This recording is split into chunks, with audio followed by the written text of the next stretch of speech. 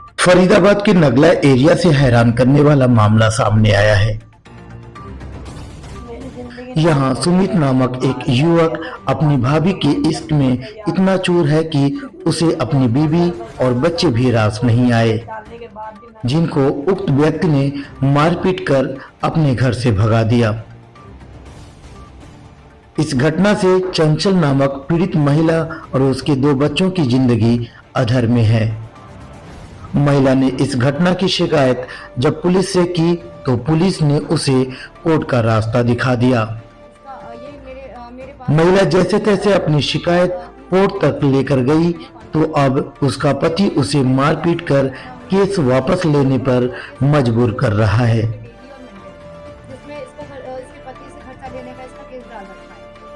हैरत की बात यह है कि महिला पर लगातार जुर्म हो रहा है, बावजूद इसके पुलिस महकमा कोई कार्यवाही नहीं कर रही है। सीसीटीवी फुटेज देखी, इससे बड़ा कोई शायद पुलिस किसी बड़ी घटना का इंतजार कर रही है। देखिए यह रिपोर्ट। कहाँ से आप आई हैं? मेरा नाम चंचल है और मैं सेक्टर 23 संजय कॉलोनी से आई हूँ। मेरे हस्बैंड ने आज मेरे साथ मारपीट की है बहुत ज़्यादा। मैं 2 साल से अपने माँ बाप के पास रह रही थी। उसका उसकी भाभी के साथ नाजायज संबंध है, जिसका मुझे पता चला तो मैंने इस चीज़ के लिए मैंने चौकी में भी कंप्लेंट की, लेकिन उन लोगों ने भी मेरी सुनवाई नहीं की। आज मॉर्निंग कल रात से वो मेरे को कॉल मैसेजेस कर रहा था कि मैं तुझे जान से मार दूंगा, या इसके लिए भी मैंने कोर्ट में था केस डाल रखा, लेकिन मेरे को उसने इतना परेशान कर दिया कि आज मेरे ऑफिस में घुस के उसने मेरे साथ बहुत बुरी तरीके से मारपीट करी है। मेरे बच्चों को जान से मारने की धमकी दी है। उसके पास नोटिस गया था कि मतलब, तो उसने मेरे को फोन करा कि तू अपनी कंप्लेंट ले ले, नहीं तो मैं तुझे जान से मार दूंगा। मैं उसके रात से कॉल मैसेजेस नहीं अटेंड कर रही थी, तो उसने मेरे ऑफिस में आके मेरे साथ इतनी मारपीट की है। मेरा ही हस्बैंड है, लेकिन उसका जो संबंध है उसकी भाभी के साथ है। आपको क्यों पता लगा उसका संबंध आपकी भाभी के साथ? मुझे ये 24 दिसंबर को उनके मैसेजेस वगैरह मैंने देखे थे। उससे पहले मुझे पता था, 1 साल पहले जब मेरा बेटा हुआ था, जब मुझे पता लगी तो मैंने इस चीज के लिए उसको वार्न भी किया था कि तू इसका पीछा छोड़ दे। फिर मैं अपने बेटे को लेके अपने घर आ गई थी लॉकडाउन में। उसके बाद से उसने मुझसे माफी मांगी कि आज के बाद मैं ऐसा कुछ नहीं करूंगा। मैं उसके साथ रहने भी लगी। वो मुझे मारपीट भी करता था, बहुत बुरी तरीके से मारता था, जिसके गवाह मेरे सारे सालों में गली वाले हैं, सब हैं। वो लोग भी उसे समझाते थे कि ऐसा मारपीट मत कर, लेकिन वो नहीं मानता। आए दिन नशे के इंजेक्शन लगा के मेरे साथ मारपीट करता था और ऐसा मारता था कि मेरी काया नीली कर देता। इंजेक्शन किसको लगाता था? वो अपने आप को लगाता था। नशे का आदी है वो नशे का आदी, उसे दारू, उसे 4 टर्मिन सब लगाता है। वो क्या काम करता है? वो कैब चलाता है फिलहाल में, तो कभी अपनी बहन के यहाँ चला जाता है, कभी अपनी बुआ के घर जाके रहने लगता है। उसे कमाने को मत कर, बस वो कहता है अपने माँ बाप से पैसे लेकर। लॉकडाउन में भी मेरे घर से मेरे पेरेंट्स राशन भेजते थे मेरे लिए। आपके साथ मारपीट आज कहाँ हुई है? मेरे साथ सेक्टर 55 में हुई है। मैं एक ऑफिस में काम करने के लिए जा रही थी, वहाँ पे आगे मेरे ऑफिस के अंदर घुस के मुझे मारपीट करी है। उसने मेरे साथ बहुत बुरी तरीके से मारा, जिसमें तो आपने इसकी शिकायत थाने में की? पुलिस मैंने कंप्लेंट करी थी, लेकिन उन लोगों ने कहा कि ये तुम्हारा आपसे संबंध। ये वीडियो है जो जिसमें इसने मारपीट करी है। ये लो, आप अपनी वीडियो दिखाओ। जैसे ये जैसे वो इसने मेरे को बहुत बुरी तरीके से मारा और इतनी गंदी गंदी गालियां यूज कर रहा था। उसका कहना है कि उसका मेरा और मेरे पापा का मेरे साथ नाजायज संबंध है, जो कि ऐसा कुछ भी नहीं है। आखिर में मारते किस बात के लिए? वजह क्या है मारने का? वजह कुछ नहीं, उसको बस कमाने को मत कहो, उसे दारू पीने के लिए पैसा देते रहो। उसे ये मत कहो कि अपना परिवार देखे। इसलिए मैं मेरी बेटी हुई थी, वो मुझे हॉस्पिटल में ही छोड़ के चला गया था। आप इस प्रेस वार्ता के माध्यम से क्या कहना चाहती हैं? मैं बस यही कहना चाहती हूँ कि उसे सजा मिले। जैसे उसने मेरी जिंदगी बर्बाद करी है, वो हमेशा मेरे को आए दिन मारता पीटता है, मेरी गली में आके हंगामा करता है।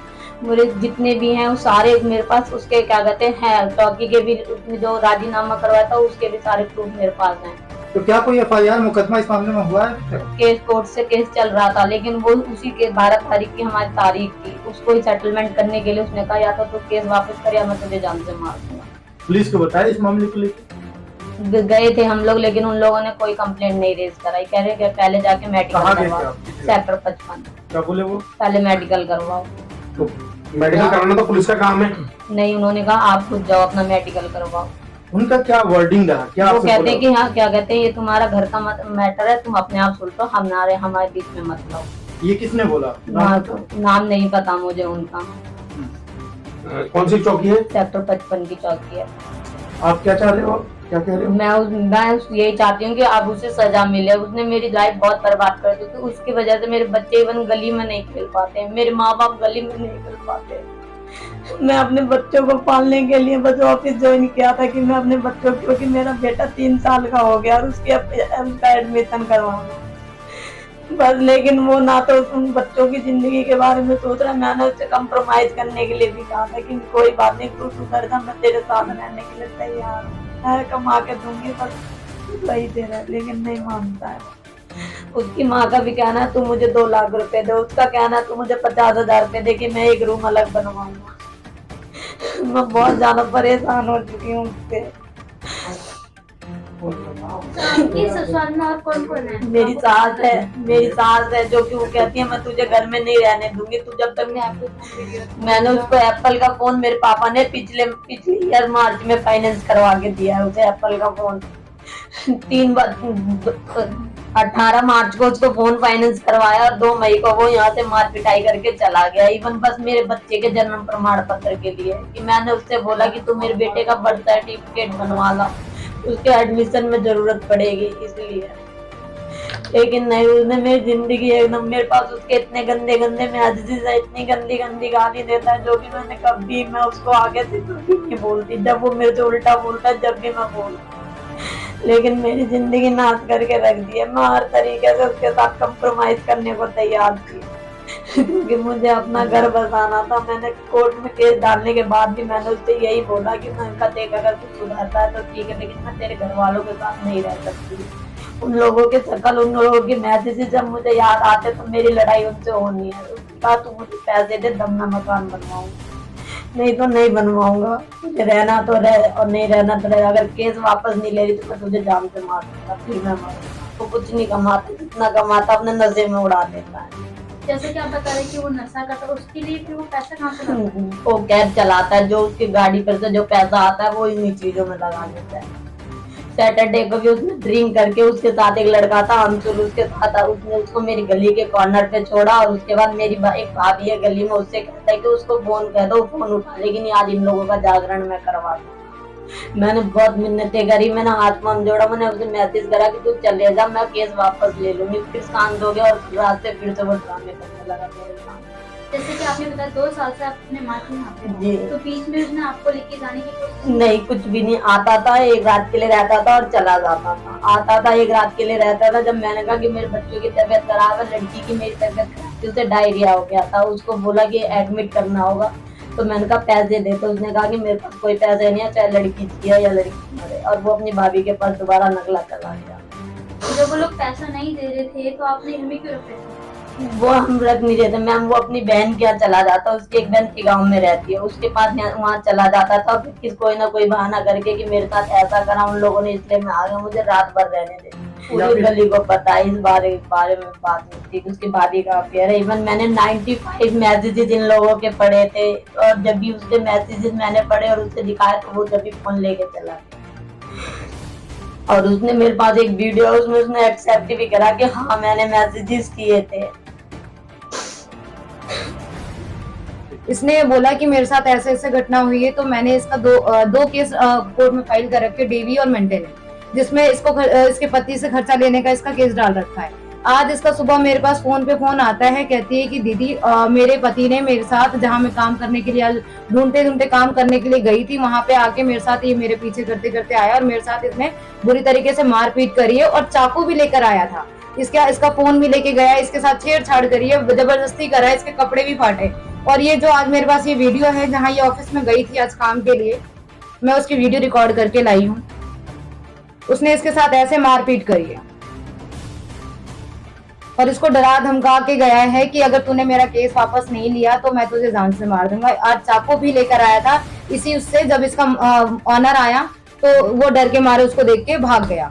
बात यह है कि जब इस तरीके से कोई आपका क्लाइंट परेशान है, काफी समय से बता रही है, ये भी कही कि 2 साल पहले इनको जानकारी लगा अब मारपीट हो रहा है, तो पुलिस क्यों नहीं एक्शन ले रही है? कई बार पुलिस के पास ये लोग कई बार गए हैं, कई बार इसने पीसीआर 112 पे कॉल करके भी बुलाते हैं, तो इन लोगों का पुलिस वालों का ये कहना होता है कि तुम्हारे हस्बैंड वाइफ का मैटर है और तुम्हारा आए दिन का होता है झगड़ा, तो इसमें हम इन्वॉल्व नहीं हो सकते और आपका जो ऑलरेडी केस कोर्ट में चल रहा है तो हम इसमें कुछ नहीं कर सकते। जब आपका केस पेंडिंग है कोर्ट में तो हम इसमें कोई हस्तक्षेप वगैरह कुछ नहीं कर सकते और हम तुम्हारी कोई कंप्लेन नहीं ले रहे। इवन आज भी हम जब कंप्लेन लेके गए इसके चौकी सेक्टर 55 में, तो उन्होंने ये बोला कि आपका ऑलरेडी केस पेंडिंग है तो हम इसमें क्या कर सकते हैं, आप जो करवाना वो कोर्ट से करवाइए, हमारे हाथ में कुछ भी नहीं है।